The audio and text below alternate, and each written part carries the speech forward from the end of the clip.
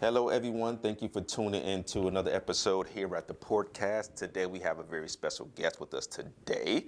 Do you mind introducing yourself, where you're from, and when you grew up? Sure. It's Raquel Rivera, and I'm owner of A Pinch of Salt, and I grew up in Brooklyn, New York. Okay. And what was your introduction to food as far as being in the kitchen and learning to prepare food? So I grew up as the eldest of 7 kids, and I was never in the kitchen. I was the first one in my household to go to college. And when I was at Fordham University, my mom moved and my family to Hartford. Oh. So I kind of had to fend for myself. And I ended up taking a cooking class and loving it. And so I enrolled in culinary school. So I went to the Institute of Culinary Education in New York City. Okay, so you said you went to Fordham University. What did you major in? Political science. Wanted to pursue law. And then decided differently midway. Okay, and so what was it that made you want to go from studying law to becoming a chef? I didn't think I was actually going to be a chef. I wanted to learn cooking just as a side to actually maintain proper health or, be able to fend for myself. I mean, didn't have much money to continue to eat out, and I was eating food that was franchise food, So I needed to kind of break away from that, and I miss mama's cooking. So. Okay. So naturally cooking is something that's done out of necessity from starving. But being a chef, that desire comes from elsewhere. Where did that come from for you? The desire for being a chef came from actually wanting to teach people who were like me, right? My mom had it in her that she would open the fridge and just magically made meals from whatever it is that she had on hand, I would look at the refrigerator and wouldn't know where to begin. So I kind of wanted to adapt that type of confidence in the kitchen. And then, after going to culinary school, you get wet behind the ears, you learn things, but it's not the same until you're actually out there and actually, putting some grease behind it, And then it was just I love the idea of being able to take people who might be intimidated in the kitchen and actually teaching them stuff that I've learned throughout my experience. Okay. And what is your favorite dish to cook? I love steak, but I don't know, comfort food. I'm thinking, roasted chicken, garlic mashed potatoes, sauteed string beans. It's basically kind of has that Ina Garden kind of feel to it where it's, food that we are easily connected to, but that's fresh and delicious and homely. Okay. And let's talk about your journey to becoming a chef from culinary school to landing your first job as a chef. What was that process like? It was interesting. I had this, when I went to culinary school, it was during the time of, right before September 11th, I started doing these classes. And after September 11th, I actually quit my day job to pursue food. I think it changed the mentality in terms of thinking about sink or swim, right? It put us to understand that you can either go your whole life wishing or you can go your whole life at least attempting. And so I decided to quit my day job so I can focus on food. And so part of your training is that you go to work in a restaurant. And I worked at Le Bernardin in New York for a couple of months and learned a lot. It was fantastic, but you're going from, you're not getting paid, so you're basically making your hours in terms of learning a little bit of this or that and pulling it all together. But from that training, it really built discipline. And I think those were, that was the biggest takeaway, how it is to be efficient, professional in that environment, and also understand that there's no job too big or too small for you. Okay. And what was that moment where you decided to make that transition to your entrepreneur journey and become your own entity? So that's cool. I was fortunate enough to be invited, I volunteered for a couple of years with City Harvest, so it's food rescue. And in doing so, I was invited to the White House to be a part of Mrs. Obama's Let's Move campaign.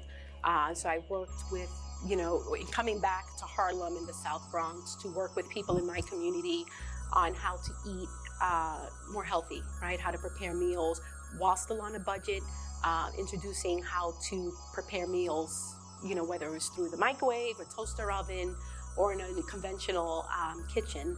And it really it brought me back to my roots, right? Because basically a single mom household, in terms of my family, my upbringing, where, food stamps and WIC and those realities of, growing up in the neighborhood, was part of who I am. It's who I am. So being able to kind of like take that and actually apply it and say, well, you know what, these are the skills I've learned.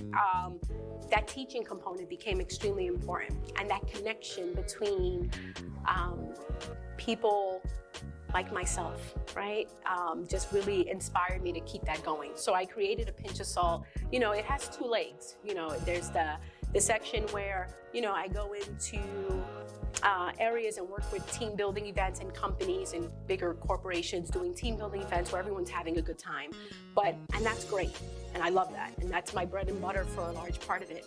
But the other part of it allows me to connect to my community, right? So you're not chasing money there, right? You're chasing, not that it doesn't come, because, it is what it is, but it's more the relationship building. It's more creating and working with nonprofits like Bridgeport OIC, right? Where I get to come in here and actually train either people who want to go into food businesses or create programming where they're connecting to other businesses here locally to help inspire and mentor people in their professions to go a little bit further, right? Or do surf safe training for people who might not be able to afford, what it is to have an instructor or to personally train you, or even pay for the book, for instance, because it's expensive, So to be able to work with small businesses in a way where I myself am a small business, and to inspire people, but also learn from them just the same. It's pretty, it's what I love. Okay. And you also offer a 12-week culinary training boot camp for a low-income individual. Can you talk about that a little bit more? Yes. So this part.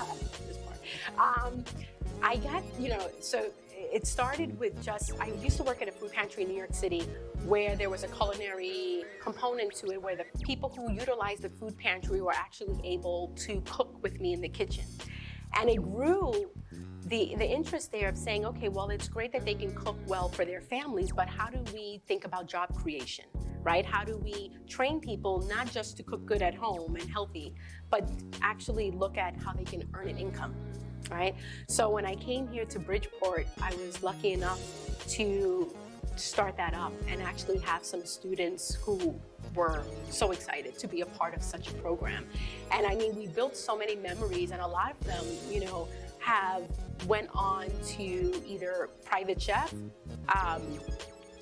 creating product themselves, serving catering. One has a food truck. It's really nice to know that I knew them way before all of that. So this culinary training camp was just a way of getting the fundamentals that I learned in culinary school and applying it in today's place and platform. Okay. And for anyone who wants to get into culinary, what advice would you offer to them? To be flexible, to understand the importance of volunteering, not to be afraid of, you got to put skin in the game. And I think, a lot of us, we're chasing, we have to make a certain amount of money. We have to, which we understand, right? There's responsibilities, and I get it. But the food profession is one that is continuously revolving, and it works to our favor and it doesn't, because jobs exchange so quickly in it. So really showing skin in the game and really having some dedication to it is important. And as a chef, when you prepare a dinner, what's the gratification that you get out of it? I love watching people, in terms of seeing that face of enjoyment.